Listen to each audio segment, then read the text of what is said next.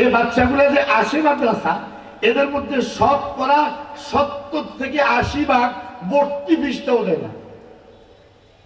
আমার বিশ্বাস হয়তো হইতো না। আমি আমার মুরাদনগর মাদ্রাসার কথা বলি। গত বছরের বাৎসরিক বাজেট ছিল খরচ হয়েছে 1,19,00,000 টাকা। এর মধ্যে মাত্র 17 লক্ষ টাকা বাচ্চাদের থেকে আসছে। তাহলে 1,02,00,000 টাকা, একটা টাকাও বাচ্চাদের থেকে দেওয়া হয়নি। এরা মাত্র 17 লাখ টাকা দিয়েছে পুরো বছর। আর এই নুরানি উস্তাদটা একজন রিক্সাওয়ালায় যদ্দুর পায় অদ্দুরও নেয় না। একজন কুলি বোঝা বহন করে যদ্দুর কামায়, মাদ্রাসা থেকে বেতন এদ্দুরও নেয় না, বরং ওই রিক্সাওয়ালার কামাইয়ের 3 ভাগের 1 ভাগ। আর এই বেচারার সার্ভিস ফজরের নামাজ থেকে রাত 10টা পর্যন্ত। এই ফজরের পরে একবার পড়ছে। বিশ্বাস করে আপনারা যারা মাদ্রাসাগুলোর বারান্দা দিয়ে ঘুরেন না, তাদের কাছে আমার কথাগুলো কথার কাহিনীর মতো মনে হবে। আপনি তো মাদ্রাসা আসেন, মাদ্রাসা এসে দেখেন না ওই হেফখানার উস্তাদটা, এই যে মাদ্রাসার হেফখানার উস্তাদরা আছে, 3:30 বা 4টায় উঠে গেছে বাচ্চাগুলো নিয়ে। সব বাচ্চারা নেগরানি করায়া নিজে দাঁড়ায় থেকে সুন্দর করে ইস্তেঞ্জা করে উযু করে বসাইছে। হয়তো 2-4 রাকাত তাহাজ্জুদ পড়ে বাচ্চাগুলো বসছে, ওস্তাদও তাদেরকে নিয়ে বসছে। ফজরের নামাজ পর্যন্ত তালিম হলো, সবক শুনলো। ফজরের নামাজের পর আবার তাদেরকে নিয়ে বসছি নাস্তার বিরতি পর্যন্ত। নাস্তা খাওয়ার পর আবার বসছি সামান্য সময় ঘুমের বিরতি পর্যন্ত। আবার উঠছে জোহরের আগে দিয়ে, আবার বসছে জোহরের পরে, আবার আসরের পরে সামান্য বিরতির পর, মাগরিবের পরে আবার, এশার নামাজের পর আবার, তাহাজ্জুদের সময়ও দেয়, ফজরের পরেও সময় দেয়, দুপুর বেলাও সময় দেয়, সন্ধ্যায়ও সময় দেয়, অর্ধরাত্রি পর্যন্ত সময় দেয়, আবার শেষ রাতে উঠে সময় দেয়।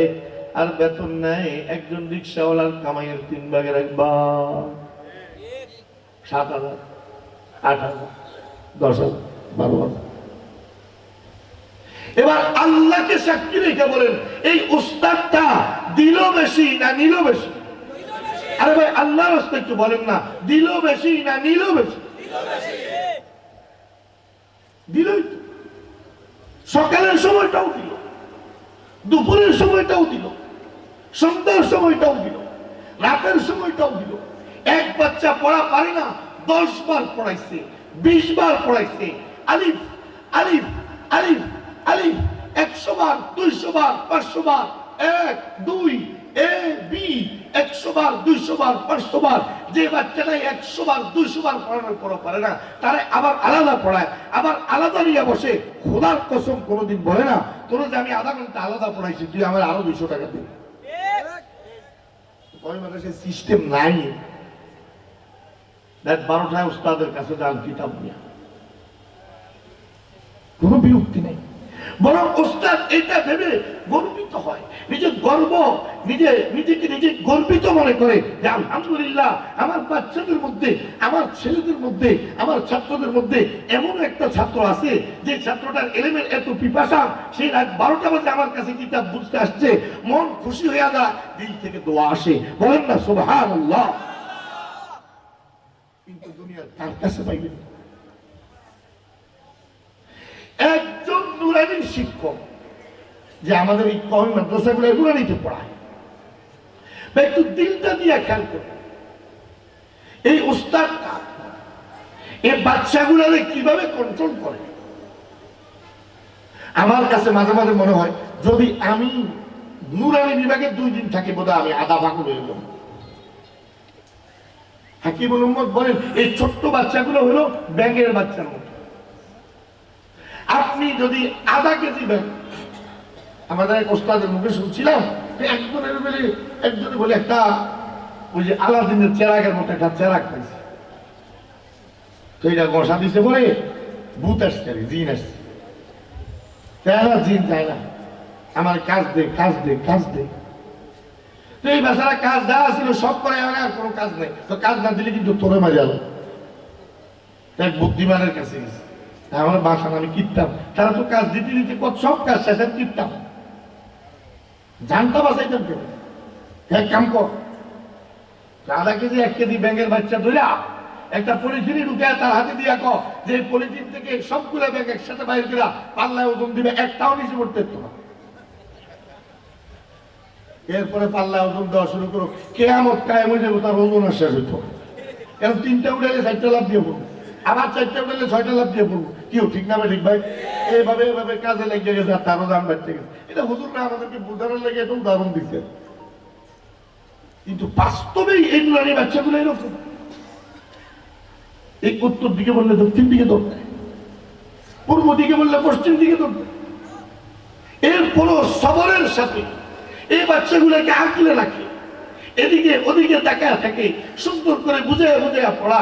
একটা শব্দ কতবার আবার বলো, আবার বলো, আবার বলো, আবার বলো। আমি মাঝে মাঝে হুজুর করে খাইছে, আমি তো মুখের মধ্যে কালেমা দাঁড়িয়ে ওখানে নাও, আবার বলো তো দাঁড়িয়ে আগে হয়ে রয়েছে, আবার বলো, আবার বলো, আবার বলো, আবার। এক ছাত্র আমাদের ওই গরিপুর এক মাদ্রাসায় এই প্রথমবার শিক্ষকতার লেগে 15 দিন কটুরা নিতে পড়াইব। 15 দিন আমার ফোন করছে, আমার খানাটা নাই না দেয় না, হয়তো মহল্লা থেকে কাছের ছাত্র ছিল, অনেক বছর আগে। আমার ফোন করে মানে মনে হয় যেন কথা আসে না ওদিক থেকে, সে করে কি জানি একটা আওয়াজ শোনা যায়। আপনি কে? একটু আমি বুঝতেছি না, কথা বলতেছেন না, বলতে একটু জোরে কর, আরো জোর দিয়া পুরা শক্তি দিয়া, হুজুর আমি আনিস। বড় কষ্ট, বাবা তো এই 10 টাকা। হুজুর গলা ফুলে গেছে, কথা আসে না, বাচ্চাদেরকে পড়াইতে।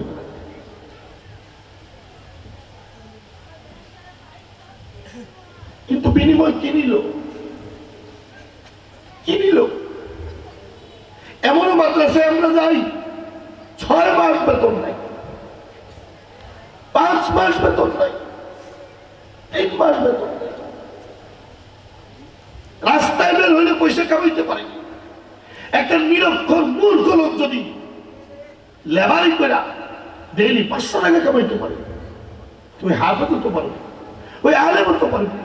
3 মাস বেতন নাই, 4 মাস বেতন নাই, এরপরও পড়ে রয়েছে, এরপরও পড়ে রয়েছে, এরপরও শুধু দেয়, শুধু দেয়।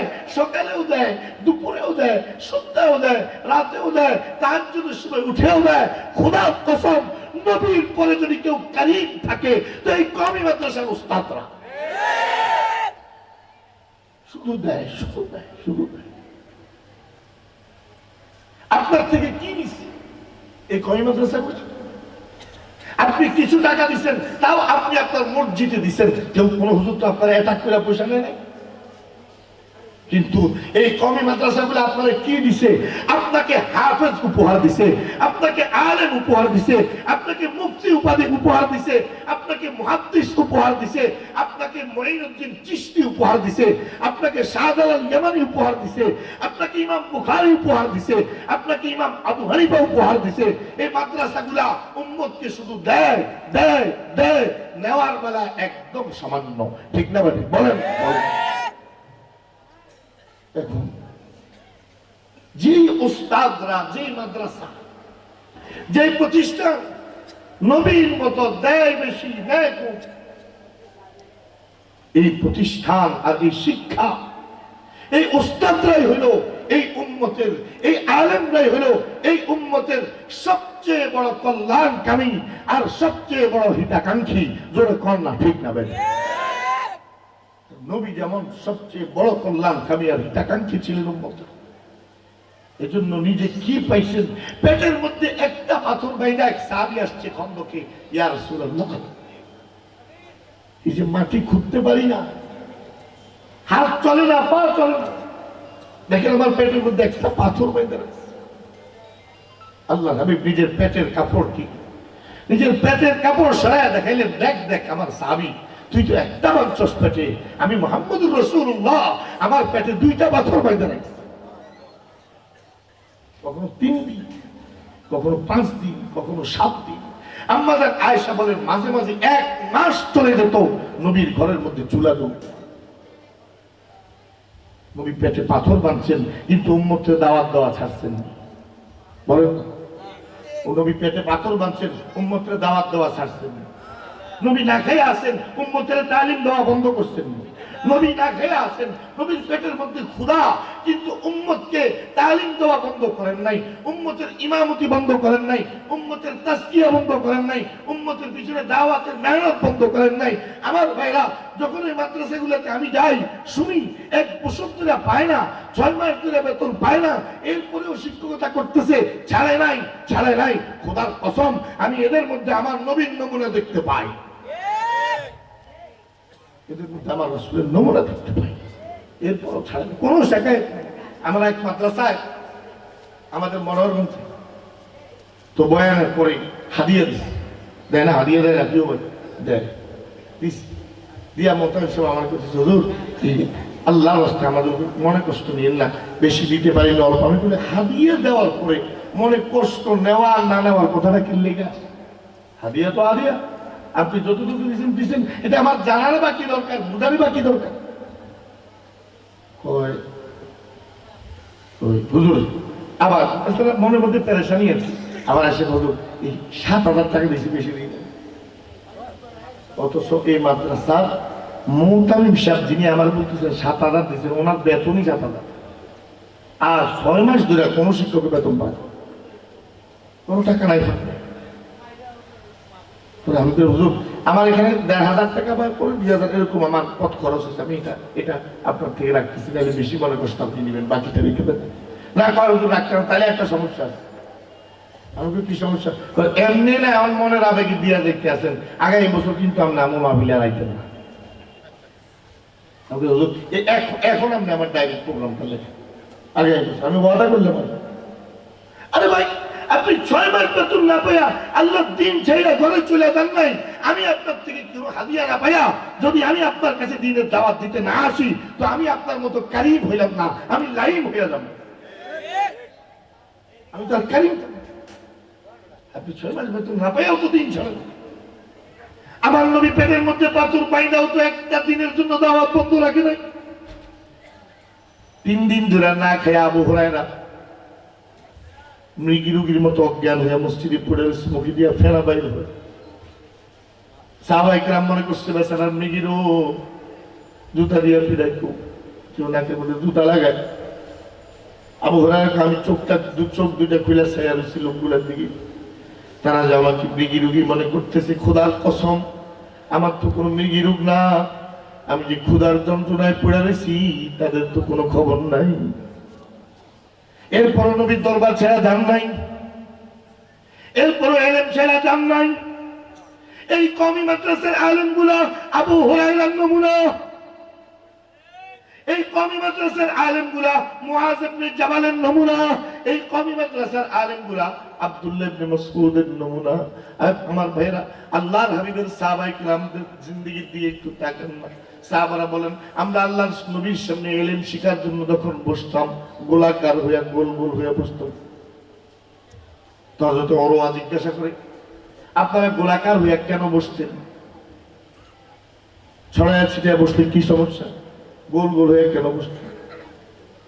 ওরওয়া, আমাদের লুঙ্গি যে এই সাইডে দিয়া ফাটা ছিল, আমাদের জামাজের বিভিন্ন সাইড দিয়া বড় বড় ছিদ্র ছিল, আমরা যদি আলাদা আলাদা বসি, বসার পরে সতর খুলে যাওয়ার সম্ভাবনা থাকতো।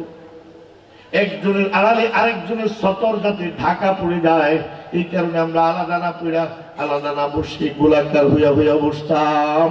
এত কষ্ট করার পরেও এলেমের রাস্তা ছেড়ে তো সাহাবায়ে কেরাম যান নাই, না খায়া পড়ে রয়েছেন, তারপরেও তো আল্লাহ দিন ছেড়া যান নাই।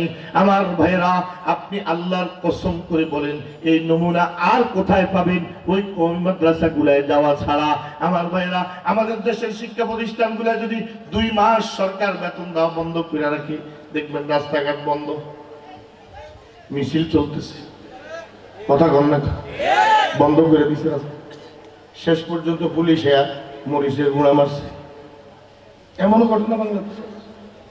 প্রাইমারি শিক্ষক সমিতি দেখা আন্দোলন করতেছে, জল কামান দিয়া মরিচের গুঁড়া মারছে।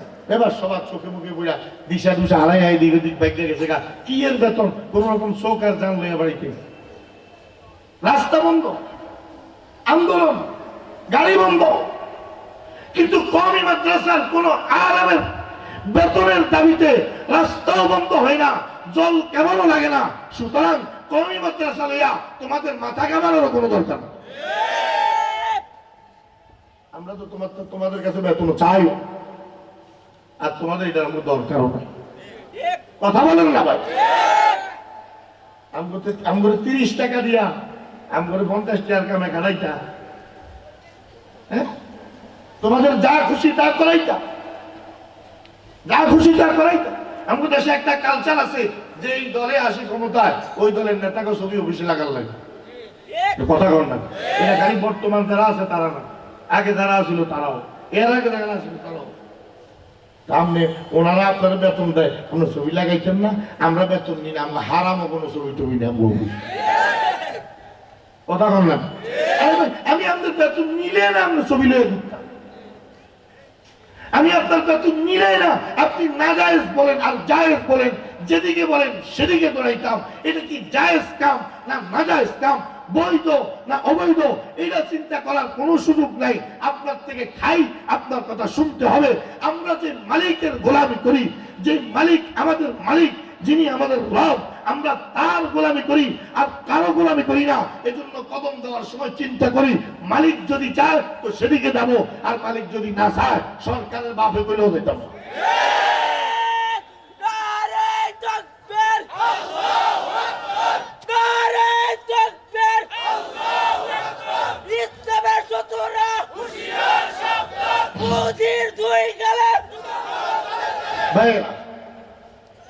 এই কারণে এই কওমি মাদ্রাসার আলেমগণ যখন বোর্ডিং এ চাউল শেষ হয়েছে, ঠিক সেই আমল যে আমল সাহাবীদের ছিল, উঠো কাঁদো আল্লাহর কাছে, যাও, মুসিবত এসে গেছে, করো আল্লাহর কাছে ইস্তেগফার। ওয়াইদা সাআলতা ফাসআলিল্লাহ, চাইবা মালিকের কাছে যাও। আজকে আপনারা হাজারো মানুষ এখানে উপস্থিত আছেন। এই রাত্রিতে আমি আপনাদেরকে সাক্ষী রাখলাম, আমার মাইক গুলার আওয়াজ আশেপাশে যত দূর জায়গায় যাচ্ছে, যতগুলা মাখলুকের কানে যাচ্ছে, সবাই সাক্ষী রাখলাম। এই আসমান জমিনের অধিপতি মালিক রব্বুল আলামিনকে সাক্ষী রেখে আপনাদেরকে বলতেছি, এ আমার ক্ষুদ্র জিন্দেগিতে প্রতিষ্ঠান পরিচালনায় এমন এমন শতবার এমন হয়েছে, কোনো রাস্তা নাই, কোনো পয়সা নাই, কিচ্ছু নাই। ছাত্ররা উঠো, একটু তাহাজ্জুদ শুরু করে দাও, একটু আল্লাহর কাছে কাঁদো, একটু বেশি বেশি ইস্তেগফার করো, একটু বেশি বেশি দুরূদ শরীফের আমল করো। কারো কাছে যাওয়া নাই, কারো কাছে চাওয়াও নাই। রব্বে কারীম এমন এমন এমন এমন খাতের থেকে ইন্তজাম করে দিচ্ছেন যেটার কল্পনাও কোনোদিন আকলের মধ্যে আসে নাই। শতবার আমার এই ক্ষুদ্র জিন্দেগি, আর আমাদের বড়দেরকে জিজ্ঞাসা, আরো হাজারো ঘটনা পাই। আল্লাহর কাছে যাওয়ার সবব এই কওমি মাদ্রাসাগুলা, নবীর আদর্শের সবব এই কওমি মাদ্রাসাগুলা, সাহাবায়ে কেরামের তালিমের নমুনা এই কওমি মাদ্রাসাগুলা, সাহাবায়ে কেরামের তাআল্লুমের নমুনা এই কওমি মাদ্রাসাগুলা, সাহাবায়ে কেরাম আল্লাহর নবীর ইত্তেবা আর অনুসরণের নমুনা এই কওমি মাদ্রাসাগুলা। আল্লাহর হাবিবের সাহাবীদের সামনে নবীর শানে যদি কোনো বেয়াদবি হইতো, সাহাবারা যেমন জীবন কুরবান করে মাঠে নামতেন, খোদার কসম এখনো দেখা যায় নবীর শানে কোনো বেয়াদবি হইলে সবার আগে এই উলামায়ে দেওবন্দি ময়দানে না, সমস্ত বাতিল। নবীর যত দুশ্মন আমাদের দেশে তৈরি হয়েছে, দেখেন আপনি ইতিহাস তালাশ করে, মোকাবেলার ইতিহাস দেখেন, বুকের রক্ত ঝরানোর ইতিহাস দেখেন, সবার আগে এই উলামায়ে দেওবন্দ, এই কওমি আলেমরা। কারণ তারা সরাসরি আল্লাহর হাবিবের সাহাবীদের নমুনায় ইলম শিখে আর শিক্ষা দেয়। একটু বলেন না ঠিক না? আপনি তাকে দেখেন, আপনি শুধু এসে দেখে যান মাদ্রাসাগুলো কি হয়। তো আমার ভাইরা, আল্লাহর হাবিব সাল্লাল্লাহু আলাইহি ওয়াসাল্লামের সিফত ছিল, সিরাত ছিল, উম্মত থেকে একদম নিয়েছেন কম, কিন্তু উম্মতকে দিয়েছেন বেশি। উম্মত থেকে নিয়েছেন কম, উম্মতকে দিয়েছেন বেশি। একটু জোরে কর না ঠিক না ভাই? ঠিক। যে লাইনে যাইবেন ওই লাইনে, ইবাদতের লাইনে হোক, দোয়ার লাইনে হোক, যে লাইনে আপনি চিন্তা করবেন নবী আমাদের থেকে কি দিলেন আর কি দিলেন, হিসাব যদি মিলান খোদার কসম, আজ থেকে নবীর প্রতি দুরূদ শরীফের পরিমাণ বেড়ে যাবে, আজ থেকে নবীর স্মরণ বেড়ে যাবে, নবীর প্রতি মহব্বত বেড়ে যাবে, নবীর প্রতি দরদ বেড়ে যাবে, নবীর প্রতি টান বেড়ে যাবে। আপনি যখন পড়বেন হাদিস শরীফ, শুনবেন হাদিস শরীফ, যেদিন মা সন্তানকে দূরে ঠেলে দিছে, নবী টেনে নিয়ে হাউজে কাউসার পান করে দিছে, যেদিন বাপ পর হয়ে গেছে, নবী সুপারিশ করে জান্নাতে পৌঁছায়া দিছে, তখন আপনার দিল বলবে তো পর পর পর এই নবীর প্রতি একটু দুরূদ শরীফ বেশি করে পড়, এই নবীর একটু বেশি ভালোবাস, এই নবীর একটু বেশি ইজ্জত দে। ও আমার ভাইরা, আজ উম্মত নবীও ভুলে গেছে, নবীর কোরবানিও ভুলে গেছে, নবীর ত্যাগও ভুলে গেছে। এজন্য নবীর বিরুদ্ধে ষড়যন্ত্র হইলেও উম্মতের অন্তরে আগুন জ্বলে না, দিলের মধ্যে মহব্বতের জোয়ার আসে না। আল্লাহ তাআলা বলেন, আল ইয়াউমা আকমালতু লাকুম দীনাকুম ওয়া আতমামতু আলাইকুম নি'মাতি ওয়া আতমামতু আলাইকুম নি'মাতি ওয়া রাদিতু লাকুমুল ইসলাম দীনা। রব্বুল আলামিন বলেন, আল ইয়াউমা আকমালতু লাকুম দীনাকুম। এই 23টা বছর আমার নবী এত কোরবানি করছে, এই 23টা বছর আমার দ্বীনের জন্য এত ত্যাগ দিছে, এত কোরবানি করেছে, এত ত্যাগ দিয়েছে, এত কোরবানি করেছেন, যেই দিন কিয়ামত পর্যন্ত মানুষের সব সমস্যার সমাধানে আসবে, ওই দিনটাকে মাত্র 23 বছরের মেহনতে আমার নবী পুরা করে ফেলছে। আমার নবীর মাধ্যমে এই 23 বছর